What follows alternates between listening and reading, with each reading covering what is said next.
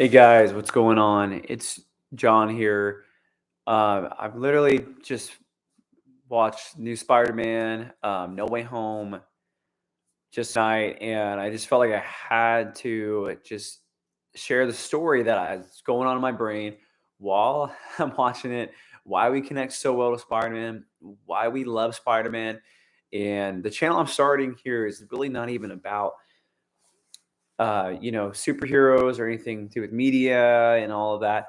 But I'm really in real estate. I work with a real estate company out of San Diego called Team USA Real Estate, and we work with all 50 states, and we do all that whole spiel. But the reason you're tuning in today is why why do we all love Spider-Man? What are the characteristics of him that we all connect with so well? Beside his human relatability and the way that he goes through so many normal life things that we all go through. He wants to be um this superhero. This He wants to go and change the world and save people and do big things. But he also has his normal life uh this normal type of lifestyle. you know he's got a job, he's got work, he's got a girlfriend, and you know, basically we all connect to that. We all connect to that. He's got a family, and he really comes from a normal like background, normal life. And in fact, if he didn't have spider powers, he would just be a normal person. And when I was watching the movie, basically, that there was a theme of like, well, if they cast the spell from Doctor Strange, if he casts it, everyone will forget who Peter Parker is, or who really he is. They'll just think of him as Spider-Man, and they won't know who his real identity is. And I won't get into any spoilers for that, but I was just thinking as I'm sitting there, y- a lot of people, especially in New York City, near big cities, probably all over the world, they probably feel like that Spider-Man, who they've everyone's forgotten their greatness. Everyone's forgotten their who they are. They just live in this little apartment, and they aren't really doing anything that makes an impact on the world, makes an impact on people. But that's because you see it as the way that we've all been set up and trained in society to look at things, to be boxed into all these number of units, and you're just another number. Go get a job. Basically, that's the mindset of what the educational system really teaches you, and the educational system really is going to brainwash you into thinking that your main goal is just to get a job and have a comfortable life, when in reality each person is destined for greatness. Each person's destined to be a hero in their own field, a hero in their own way, in their own making. And everyone's trying to find like their purpose, their calling. And there's times I've been all over the place with my own calling and purpose. And I think it's just really about doing one thing. One thing that you can incorporate everything else into, that you're good at. You just do that one thing. Like Martin Luther King, known for one thing. Everyone just knows him for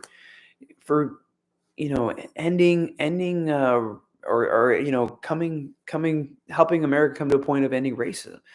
Everyone knows people for one thing, and you have to do that one thing. If you really find deep inside of you, the fiber of your being, why you're made, there's one thing that really is, why you were born, why you were put on this earth.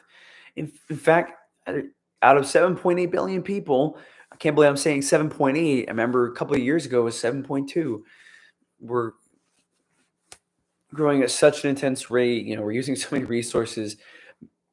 Maybe these elites are not incorrect about 10-year lifespan projections of the earth, and something needs to be done, which is a whole other topic. But there's a lot of opportunity for heroism. And you think about it, you could have an atheistic view that nothing really matters and we're all just evolving, which really I don't think if you just look at society, how we really evolved one bit. But the other view is that you're created, you're designed. It's 11:45 at night, by the way, guys. I'm really just hanging in there. But you're designed, you're created, you were fashioned a certain way. In fact, there's only one fingerprint, just like yours, out of 7.8 billion people on the earth. Only one. And you were born at this specific time in this moment in history, and there's something for you to fulfill. There is something that each of these people that we read about in history have been able to fulfill in their lives. That, think about it. Think about it. What if Martin Luther King was born in a different era? You know, what if he was born in the 1300s? What if, um, you know, think about somebody else like Amelia Earhart was born before the airplane. What if the Wright brothers were born before any sort of air technology was available? I mean, everybody is born in a way in a time period that they've been able to accomplish the very thing they're destined to do. And, one question to answer is, where's the richest, the wealthiest place in the world? It's not the oil fields of Saudi Arabia. It's not the, diamond mines of Africa. It's not the oil fields of Texas. It's not the palace, Buckingham Palace. The wealthiest place in the world is the graveyard, because there are so many dreams that have died. There's so many dreams that have passed on, and there's so many things that are left to achieve that are available, even for people to just grasp onto and fulfill in this world. I mean, think about if the guy who invented the telephone didn't create the telephone. Someone else would have had the ability to go and make that next. And there's so many ways that we can all invent things and be well positioned.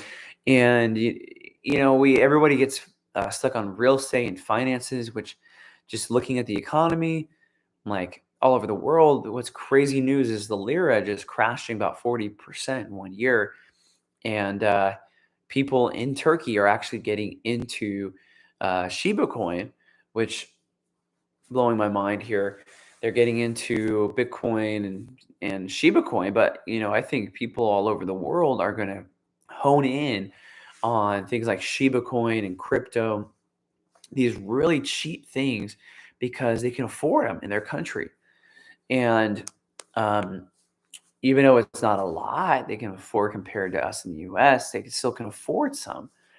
And like Shiba coin is worth the like millionth percentile of the US dollar. It's absolutely insane. Um, Absolutely insane. But back to Spider-Man. I went to this movie, No Way Home.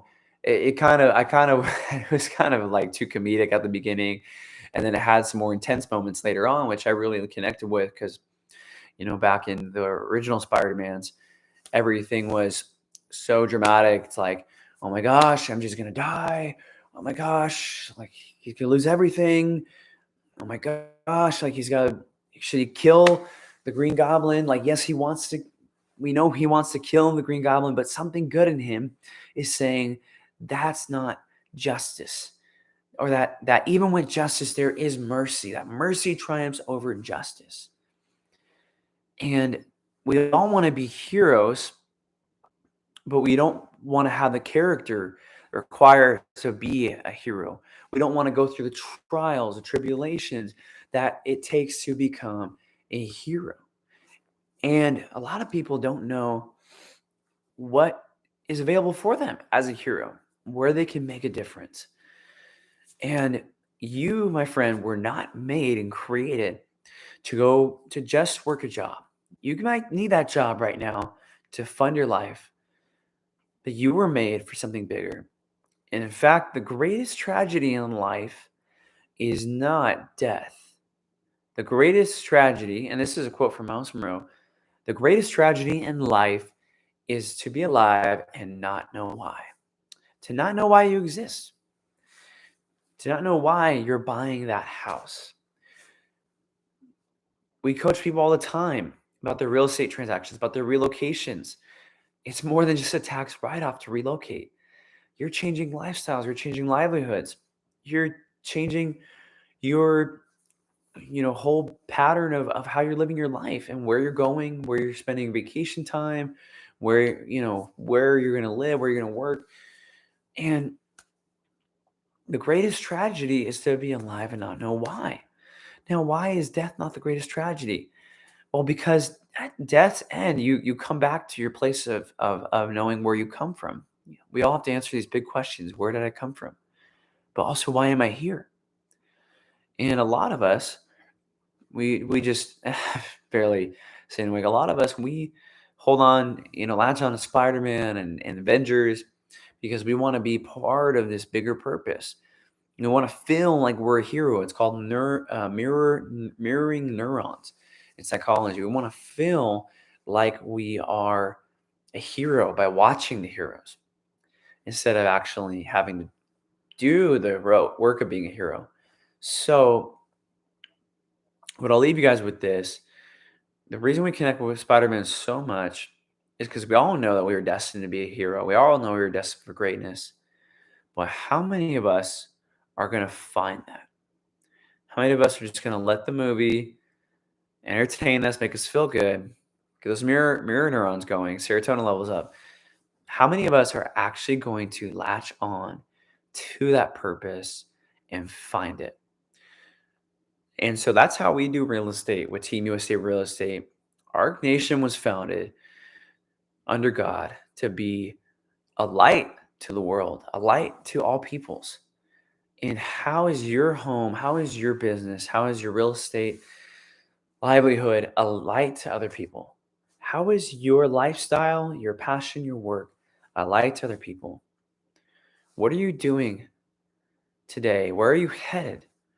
What do you want to leave an impact on the world? I believe in my heart I've got a lot of years left, a lot of time, but we never know. We never know.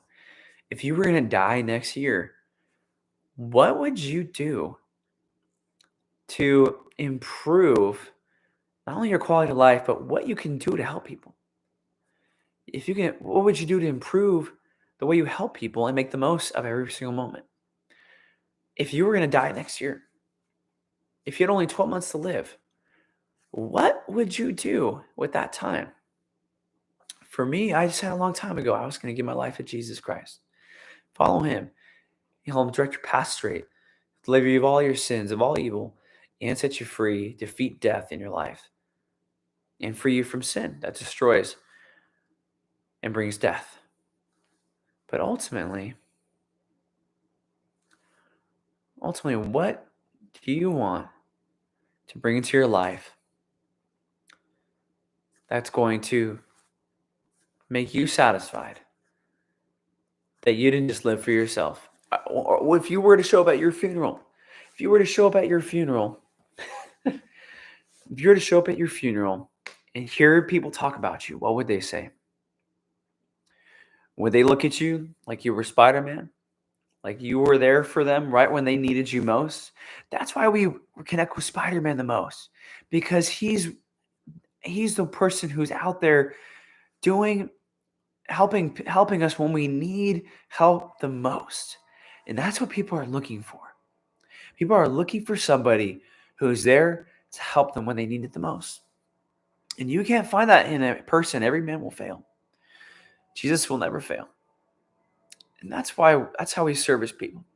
That's how we service and help people. That's what we're looking to do here with Team USA Real Estate. That's what I'm looking to do in my life. John Meglia here. That's what I want to do. So If you want to follow me and join my journey, you can watch this video from the beginning. It's midnight here where I live. Um, just watch from the beginning and see what you think. But good night, everybody. I will see you soon.